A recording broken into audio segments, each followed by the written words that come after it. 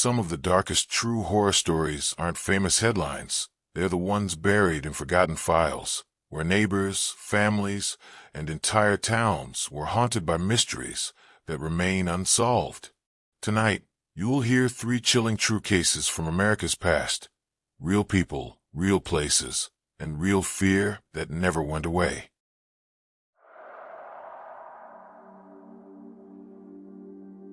I never thought my life would be defined by one evening in June, back when the heat of Houston clung to every surface like a second skin. My name isn't one you'd know from any headline, because I tried to stay away from the newspapers once all of this broke out. But I lived on Driscoll Street in the Montrose neighborhood in the summer of 1965, just a few doors down from an older couple named Fred and Edwina Rogers. The Rogers weren't social people, not in the way neighbors are supposed to be. Fred was already well into his 80s, a retired real estate man who mostly kept to himself, and Edwina was in her 70s, polite enough, but never one for long conversation. They had one son, Charles, though nobody ever really saw him. He lived with them, technically, but it was like he existed in shadows. No one saw him leave in the mornings. No one saw him come back at night. He never sat on the porch, never waved to anyone, never even drove his car up front. People said he worked as a seismologist, whatever that was, and maybe he had odd hours. But to us, he was little more than a ghost living in that house. That Father's Day weekend started like any other sweltering Houston summer.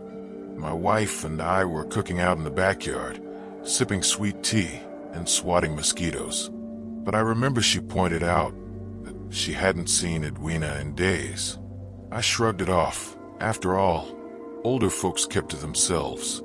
But by Monday evening, June 20th, it wasn't just us. Other neighbors started whispering that the Rogers newspapers were piling up, and that Fred hadn't been spotted doing his usual slow shuffle down the street. By Tuesday, June 21st, the concern grew enough that a call went out to the police for a welfare check. That evening, I found myself standing with a couple of neighbors as 2 uniformed officers knocked on the front door. The heat was unbearable even after the sun dipped low, the kind that makes every smell cling thicker than it should. When no one answered, the officers pushed their way in. Out of curiosity, and maybe a morbid sense of duty as a neighbor, I lingered on the porch, close enough to peer inside when the door creaked open. The first thing that hit me was the smell. It wasn't the sour tang of garbage or the must of old carpets. It was thicker, meatier, a sickly sweet rut that caught in the back of my throat and made me swallow hard. The officers exchanged a look and stepped inside, their shoes echoing on the hardwood. I shouldn't have followed them in, but I did.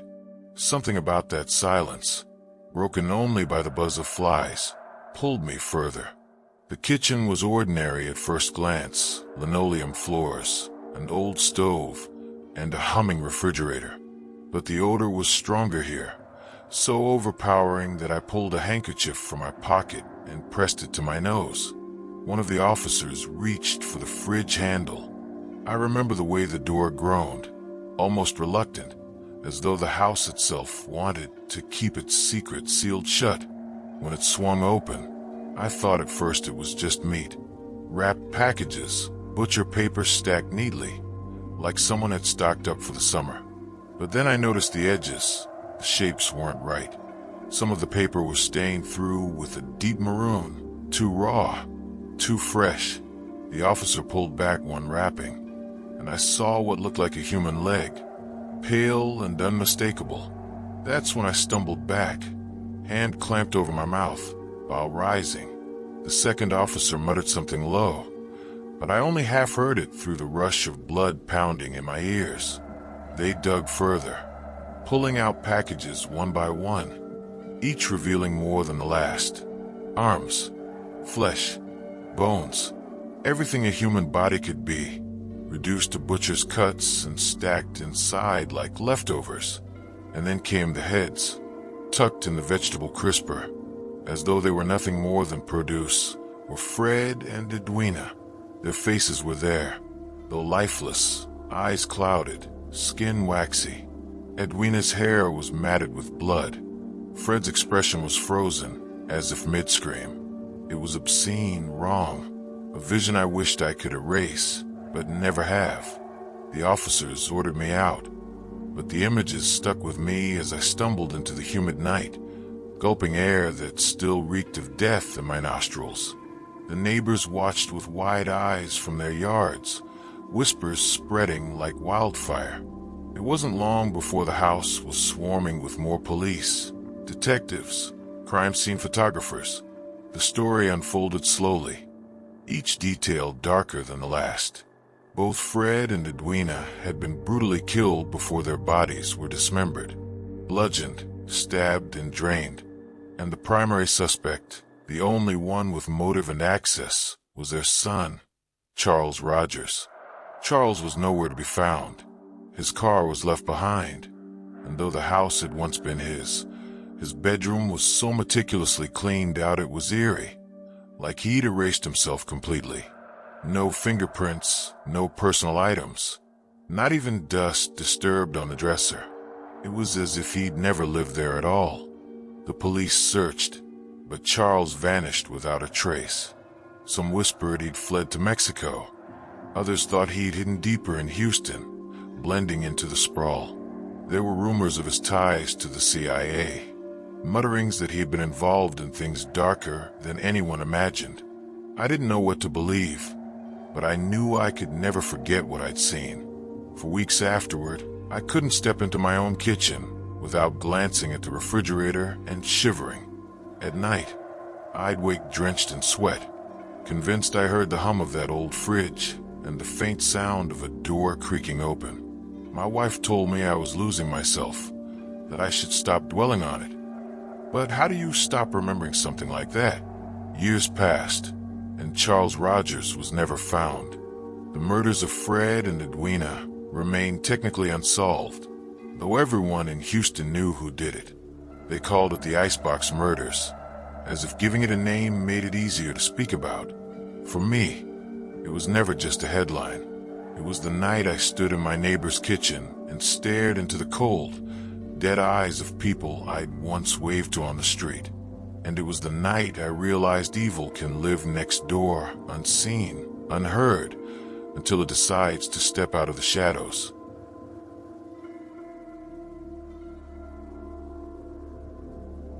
Ronald Henry Tamman Jr. was the kind of young man parents held up as an example.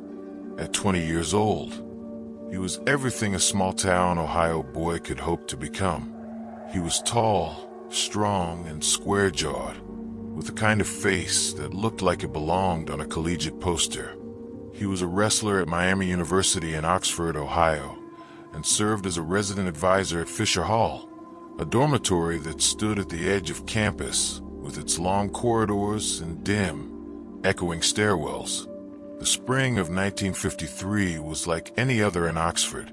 Crisp mornings, muddy sidewalks, evenings that carried the faint smell of thawing earth. Ronald lived by routine. His days began with classes, then wrestling practice, then quiet hours back at the dormitory where he studied or played his upright bass. He wasn't a drinker, wasn't reckless, wasn't the kind of young man to give his family cause for concern. That reliability, that near-perfect normalcy, was what made his disappearance all the more disturbing. On the night of April 19th, 1953, Ronald was in his room in Fisher Hall. Room 225 was modest, a simple twin bed, desk, books, a lamp, and his wrestling gear folded neatly in the corner. He had been seen earlier that evening by several students, though nothing unusual was noted. Around 8:30 p.m., he left his dorm room briefly to collect fresh sheets from the linen room, carrying them down the long, echoing hall. He exchanged a few brief words with a fellow student, then returned to his room. That was the last time anyone ever saw him. The next morning, April 20th, Ronald's bed was found neatly made, untouched. His possessions remained inside the room, his wallet, his identification, his keys, even his car parked outside. His base was still propped against the wall. Only his coat was missing, a lightweight jacket that would have done little against the cold night air. More unsettling still, the lights in his room had been left on, and the sheets he'd collected the night before were folded neatly on the desk and used. At first, no one panicked.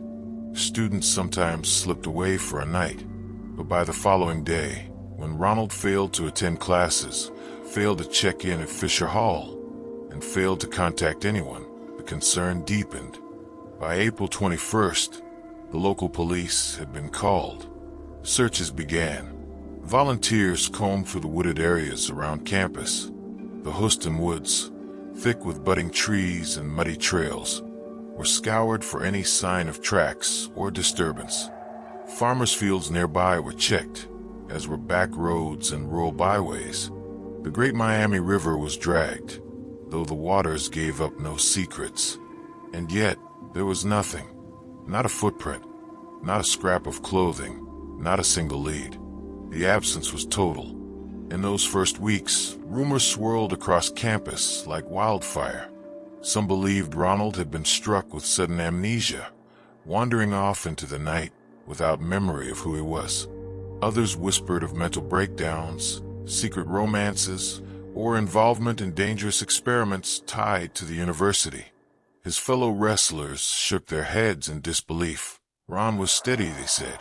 He wasn't the type to run off, wasn't the type to crack. His family, devastated, traveled to Oxford to search for answers. His parents, Ronald Sr. and Marjorie, walked the campus grounds, staring at the red brick buildings that had swallowed their son whole. They handed out flyers, begged for information, pleaded with officials not to let the case go cold. Their anguish spread through the small community, casting Fisher Hall into infamy. But the hall itself carried shadows of its own. Fisher was an old building, creaking with history. At night, students claimed to hear footsteps in the corridors when no one was there, doors opening and shutting in the dark. After Ron vanished, those stories multiplied. Some swore they felt watched while walking past room 225. Others said they saw a tall figure in the stairwell, standing silently before melting into the dark. The investigation stretched on, though the leads dried up. Police reports noted that Ron had purchased new sheets that evening. Why replace them so late? Why fold them and leave them untouched? Investigators wondered if someone had knocked on his door, lured him away. They found no sign of struggle, no evidence of forced entry. His car left behind suggested he hadn't planned to go far. Years passed. His parents never stopped hoping, never stopped searching. Every unidentified body in the state became a possibility. Every nameless man in a mental institution was checked. Decades later, whispers still haunted Miami University. Theories abounded. Had Ronald been recruited, against his will, into Cold War intelligence programs? Had he stumbled into something dangerous in Oxford, something someone wanted silenced? Or had he simply walked into the night, swallowed by forces beyond comprehension? Fisher Hall itself was eventually demolished in the 1970s, but its legend remained. Students spoke of its haunted corridors long after the rubble was cleared, insisting that the air on that ground carried an unnatural chill. Some said Ron's spirit lingered, tethered by the unfinished business of a life stolen without explanation. The official case remains unsolved, filed away as a disappearance with no evidence of foul play. Yet those who knew the Rogers family and those who lived in Fisher Hall tell a different story. They speak of a young man who went to fetch clean sheets on a quiet Sunday night and never returned, leaving behind only questions that grow darker with time. It is the silence around his name that haunts Oxford most, a silence that presses against the walls of old dormitories, a silence as heavy as the footsteps that echo in empty halls. Ronald Tammon's disappearance was more than a mystery. It was a vanishing, one that erased a life in the space between one breath and the next. And more than 70 years later, the shadows of Fisher Hall still seem to whisper that he never truly left.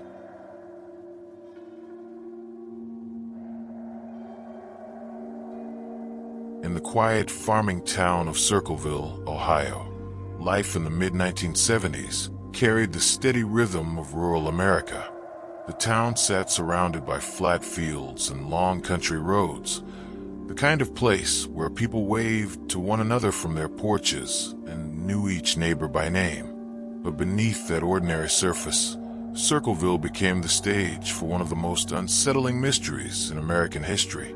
A decades-long campaign of anonymous, threatening letters that revealed secrets, destroyed reputations, and ended in blood. It began in 1976 when a woman named Mary Gillespie, a local school bus driver, received an unsigned letter. The handwriting was blocky, deliberate, as if the writer had taken care to disguise their style. The message accused her of having an affair with Gordon Massey, the school superintendent. It warned her to end the relationship or face exposure. Mary was shaken. She denied the affair, though the letter seemed to know intimate details of her life. Soon more letters arrived.